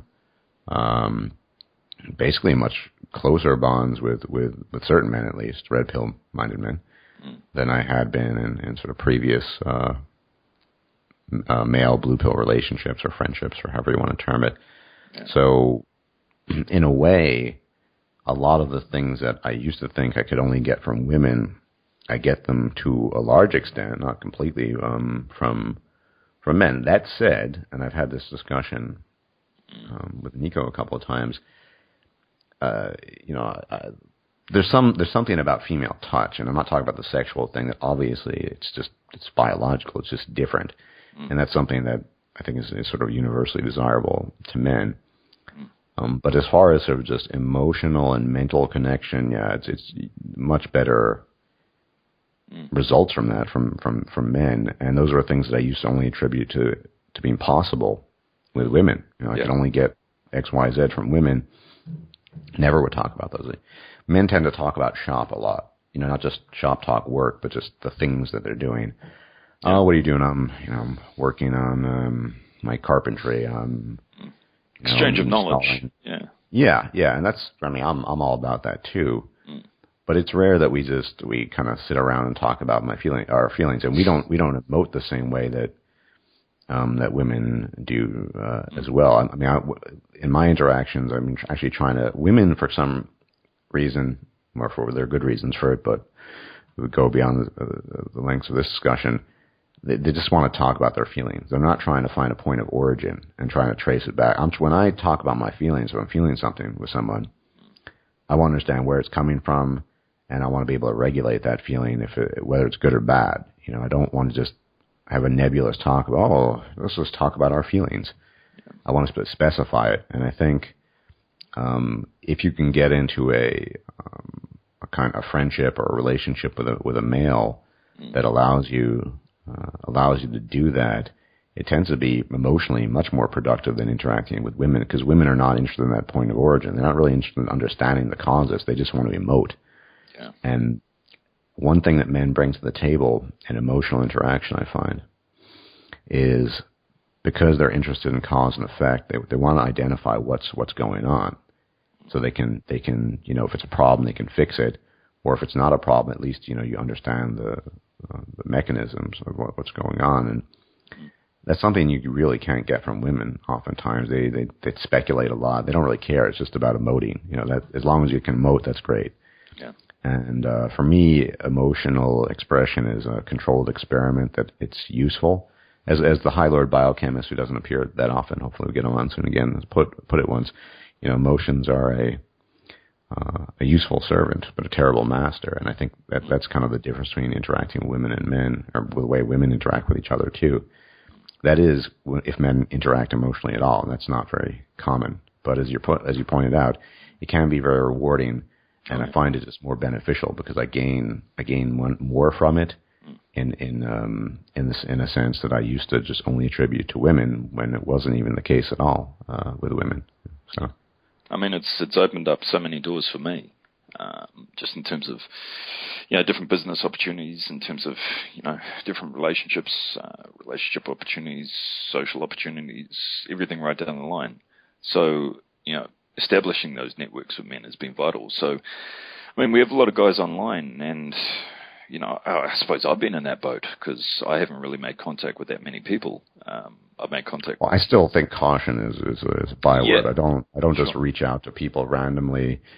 I mean, if I recall, you contacted me, and but yeah, I'm still cautious. I'm just, I try to put my feeler filters on and to see. I mean, they're clearly men that I just would not want to interact with because we're just so radically different. Yeah. But you never know. But yeah, I mean, this has really allowed you, as you put it, to sort of expand your possibilities on myriad levels. Yeah, and I've been very cautious as well. I mean, I didn't talk to, I think, Barbarossa until got about a year and a half into my channel. I haven't talked to you. It's almost been 2 years since I've had my channel, so I've been cautious in that regard as well. But I knew your body of work, so it speaks for itself. But I just know there's a lot of guys out there, and I talk about a networks of support, but I don't know if they take it on board. Just how vital and important that is now, especially for men, and especially with the knowledge that they have now. Well, in some sense, we're always alone. It's just the way you are as a guy. Yeah. That's another reason having some kind of network can be really helpful, if only to talk things out and talk things through. I did listen to your conversation with Mr. Becker, and he talked about that as well. Yeah. And I have tremendous respect for Greg. It was interesting. That was the first time we ever spoke. And yeah, he had tremendous insights. But yeah, it's my concern is because there's a lot of guys that are just being bombarded with the information that they see. Because we're all being repeat marketed too. So our world is becoming smaller. When we look online, we're getting fed our subscription feeds, and we're getting fed the content that marketers want to promote to us, and a lot of it's along the same lines. So constantly being bombarded with, I wouldn't say negative messages, but they're seeing what men are being subjected to, or boys are being subjected to. So in itself, it's putting them in a position where they're going to feel very fragile. And I wouldn't say that they feel traumatized by what they're seeing, but I think under the circumstances, it's vital that they start reaching out to other men. Yeah. I agree. But I'm. People call me arrogant, elitist, all kinds of names. I'm a very picky person when it comes to men and women, so I can't just sort of willy-nilly, I don't have it in me. Yeah. There are other people that are a lot better than that. I think, for example, Nico is a lot better at just sort of talking to everyone. I'm just not willing to do that. That's not in my nature. Mm-hmm. But I do, I've done this. I had a couple of weeks ago, I talked to a guy from my hometown. I was a bit sympathetic because he's from my hometown, from the Bronx. And I just listened to a story, and I don't know if it was helpful, but I tried to help him out. So yeah, it is important. At the same time, caution is often warranted because there are a lot of unstable people out there. Well, yeah, and especially, and well, I wouldn't say especially, but online as well, because I think the greatest threat to us is going to come from probably inside our own circles. But you've experienced that. So is Barbarossa in terms of being doxxed. Yeah, in all my bald glory. A lot of people said you look like Billy Zane, sort of UFC. I've heard that often, sort of, I guess. Yeah. And actually, I've heard that a couple of times. Yeah. Look like Billy Zane, sound like Robert Downey Jr. What a combo. And all that is done for me. Absolutely nothing. You mentioned that you do sound like him. Yeah, well, I hear that all the time, but hasn't done much for me. But, yeah. No, absolutely. I think it's, you got to be. You got to exercise caution. That said, I do agree with you that networks are important, but once again, I'll say something. It's taken me a long time to get to the point where I can sort of converse openly with people, whether it be a social situation or work situation. I had to really work at that, and it was a case of, because I came from a place where I couldn't talk to the average person on the street. I didn't speak their language, so it was a case of just throwing shit at the wall and seeing what stuck. And I remember going into situations, and I still do it now. I still gauge people's reactions.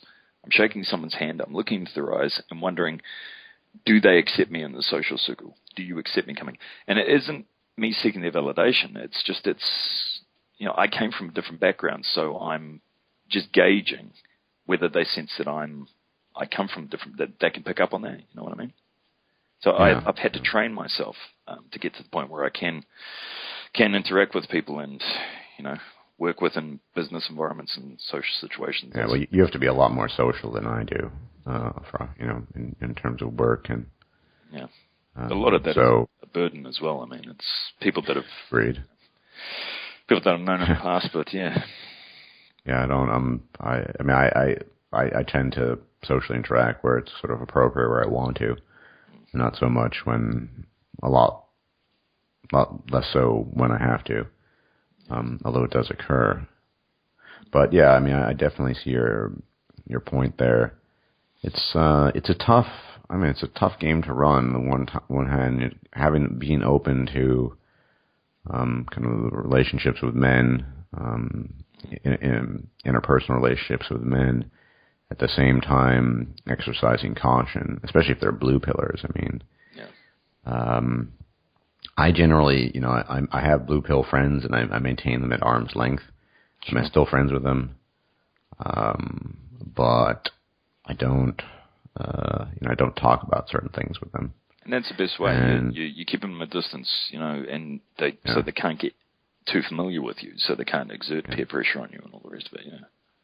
Yeah. And the red pill thing. I want to. I mean, as we're sort of drawing towards the end, I want to actually. I forgot one major point that's really important. I think men should. I mean, it sounds like a crazy point, but as far as women, the filter is concerned, they need to be familiar with the red pill and with MGTOW. That's important to me. Right. If they don't know that, or at the very least, even if they've never heard of it, be sort of familiar with concepts and how it makes sense to them. Mm. If they're not familiar with that, or even mildly interested in that aspect of things, and that's another sort of just goodbye. Yeah. Which is going to be, that's hard, but still. Do you know what that cuts the mating pool down to in terms of percentage? It doesn't matter, man. But that's the whole point. It's about self-preservation. So yeah, of course, it cuts down I'm looking at mate, but the mating pool or the dating pool or the companion, whatever you want to call it, the woman pool, down to a tiny percentage. But I mean, I'm Stardusk and Stardusk is me. So that's an important aspect of my being. The channel is an important aspect of my being. It's an expression both of my intellect and my feelings, as well as my livelihood. So there's no, that someone who has no interest in that and isn't willing to familiarize themselves with it and at least hear your story, she's gone.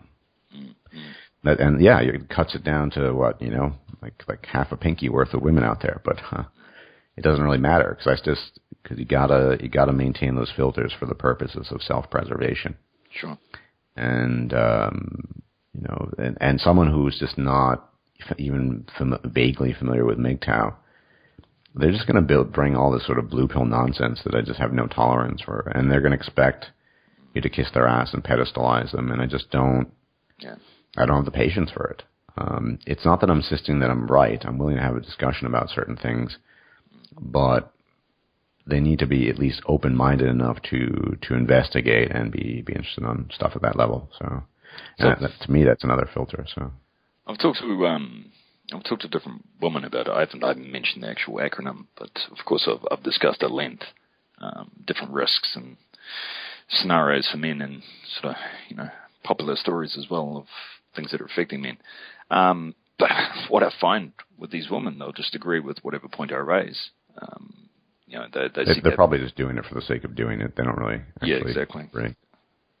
But and they're just thinking, Spetsnaz is so studly, I can't wait to have his cock in me. I'll just agree with him anyway. Well, I don't know how to formulate a response to that, but you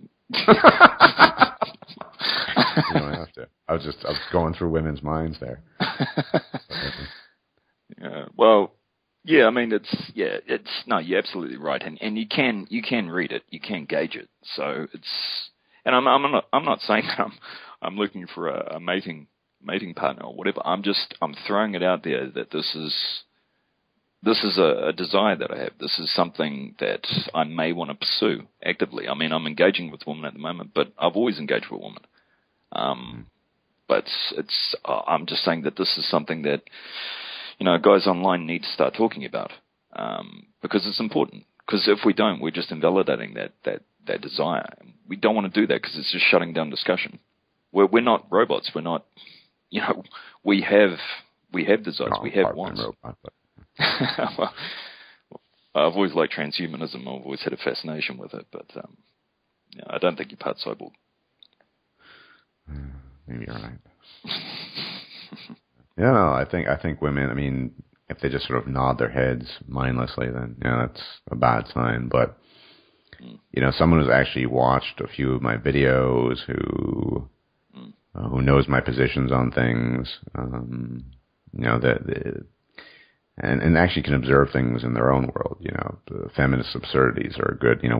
It's not a perfect sign, but a woman who acknowledges the absurdities of feminism, that oftentimes can be a positive sign, for example. I mean, because you're a fairly fearsome individual, the Stardusk. I don't know about that. Well, Okay. well, I'm coming up from a female's perspective.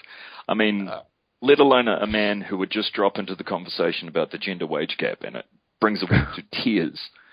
I mean, we're dealing with someone like you.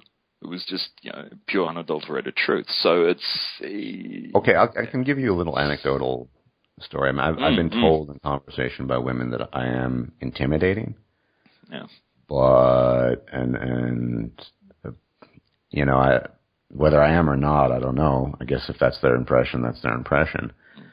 But over time, I can mellow out. I mean, I think the intimidation factor in that context has a lot to do with the filter, because especially in the beginning of a conversation, when I'm just getting to know a person, specifically a woman, the filter is particularly strong because you have those primary prerequisites that are out there, and right. So the filter is up, and if those things are past that initial filter, then I become a bit more mild. But I can be really intense in conversation. And I'm pretty sure it can be really off-putting. I'm pretty sure for most women it's really off-putting. They want someone just to agree with them and blah, blah, blah, blah. But, I think if women are willing and they're actually or have a normal, rational conversation, it's not that I drop my filter, but I definitely become much more approachable. And it's been my experience with a few. So, but I guess I can be intense. But that's my whole point. If they're not willing to, that's part of me. Yeah. If they're not willing to accept that aspect of things, then if they're not willing to accept the world as it is, if they think that women are eternal victims, or men are having a party, living life all the time, then they're fucking loonies, and so I just don't talk to them. So I don't. If the conversation always goes back to women, during that intense filtering process, and the suffering and blah blah blah blah, it's just done for me. So if that's intimidating, fair enough. But once those initial barriers are passed, I don't let down my guard, but I'm more open-minded, and I'm much more just sort of informal and kind of just more interested in just hanging out. But there are those first couple of things, those first couple of conversations, which are usually deal breakers. They're make it or break it. For me, everything's about the conversation. I told you I put everything physical on the back burner for now, and it's all about the conversation. Where is it going? How is it evolving? Is she listening to me? Does she have anything to say of her own? That's another thing. I mean, women who have just nothing to say, that are completely empty. Yeah. Headed and vacuous. No time for that either. So, well, it's interesting. It's that women still have these expectations have shifted, but some have still stayed the same. A woman still expects you to ask her out. She still expects this XYZ. Yeah. But they still have these expectations. I mean, if you, in a woman's mind, from my experience, if you're not having sex with her within the first 3 dates, you're obviously homosexual, or there's something wrong with you. So there's that too, and they construe that as female empowerment. There's all these twisted beliefs. I don't date. It just doesn't interest me. Not that I care if they think I'm gay. Good for them. It doesn't really matter. Sure. There's none of that. I mean, I have my own method. Maybe I'm insane to have this method, but for me, it's all about the conversation. I'm not trying to get laid. I'm not particularly interested in getting laid. I'm trying to get to know a person, or a human being specifically, who happens to be female. And if she has enough of the positive traits and little of the negative traits that I'm accustomed to, then maybe eventually it'll go down that line. But there's no interaction of that level until the stages of conversation have been sufficiently explored. And it's interesting. So I don't know.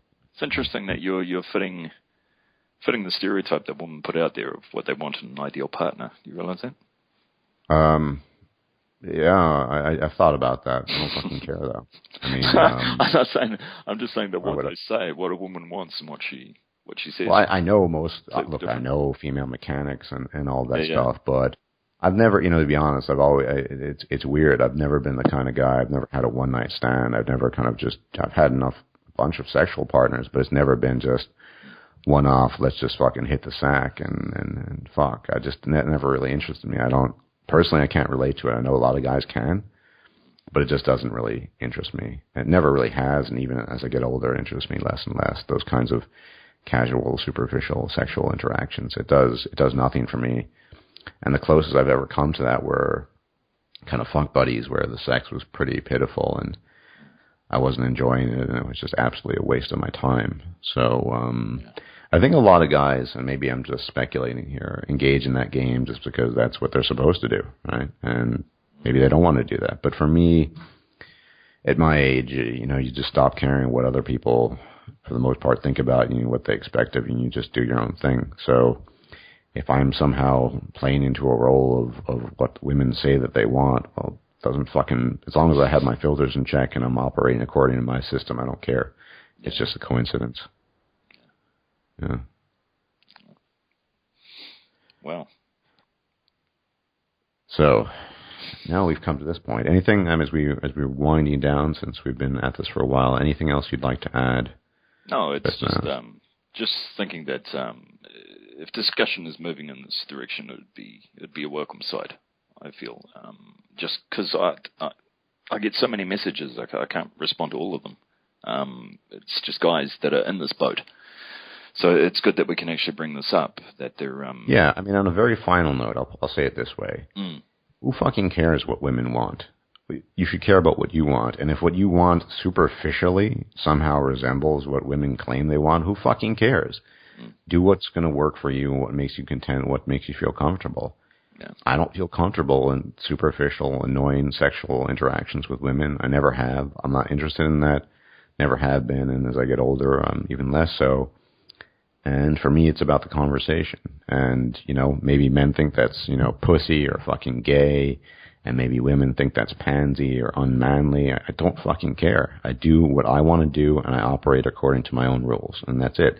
And that's what going your own way is all about. And I think other guys should be encouraged and should feel empowered to do the same thing, even if their rules are vastly different from mine. Maybe they're guys who like fucking 3 different women a day, then they should fucking do that. More power to them. I'm not interested in that, but it's fine if they want to do that. Yeah. And yeah, I mean, you've got it worked out. But what I'm saying is that I do feel the discussion needs to be moving in that direction as well. There's a lot of guys that they haven't got it worked out. And yeah, they should absolutely, come to the point where, their needs are a priority, and other people's expectations and perceptions of them should fall by the wayside, absolutely, because they're not defined by that. It's just, I see a lot of men hurting, and, it's something that I think needs further discussion from men themselves. I agree. Because when you go into a group environment, facilitator takes a step back. The work is done between the men themselves. So if we can facilitate that discussion, move it in that general area, then I think men are going to come to maybe the conclusion that you've reached.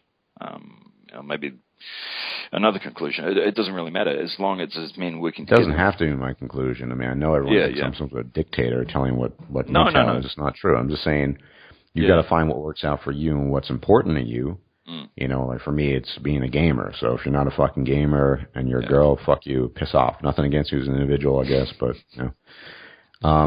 stuff like that. Yeah. You just got to find out what works for you. And I should emphasize this, that the gaming thing is just pragmatic. I just, because I don't need fucking nagging. But if she plays Sims, does she count? Probably not. I'm really interested in someone who games reasonably similar games to me, but Yeah, no, I think you just got to find your individual filter and what works for you. And everyone is different, I mean, maybe, like I said, you love casual sex and can't get enough of it, and do it to your heart's content. However, you should be aware that stick your dick in a woman, and you're every time you're surrendering potentially your sovereignty, and you're undergoing a lot of risk. But that said, men need to figure out what works for them as individuals, and need to figure out the general filters they need to apply to all women, no matter what their specific taste and interest. Yeah. And one thing I'll point out again is, our obsession with physical characteristics. I mean, it's natural to fixate on certain physical things, but throwing that out the window, at least to some degree, or putting it on the back burner might be a better way of putting it. That can be really useful, because then you really do focus on the conversation. I don't. Appearance is not something I'm particularly focused on, especially since I spend a lot of time on the internet. So that's helpful. You really focus on a voice more than anything else. And there's one thing I'd say as well is when you start interacting with men, you understand what you've really been missing out on. I found that myself. And you will find, in comparison to the interactions you have with women, those interactions are going to be incredibly lacking in comparison. Those interactions with women have different benefits, but you're going to see the difference. So, I'd really encourage men to start building up those networks.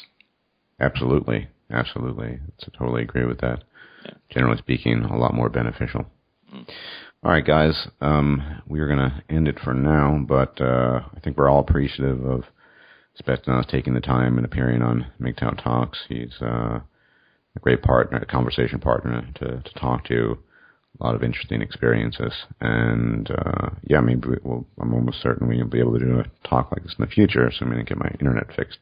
Yeah, great. So, any final closing words before we close up shop today? No, just go your own way. Yeah, just go your own way. Don't think. Just go your own way. No, I'd say understand, acknowledge, then go your own way. There you go. More clarity. Yeah, that. I was gonna have that. Yeah, that sounds good. Understand, acknowledge, and go your own way. Okay, everyone, thanks for watching, and we'll check you out later. And you have a video uploaded on your channel, so I think so. Yep.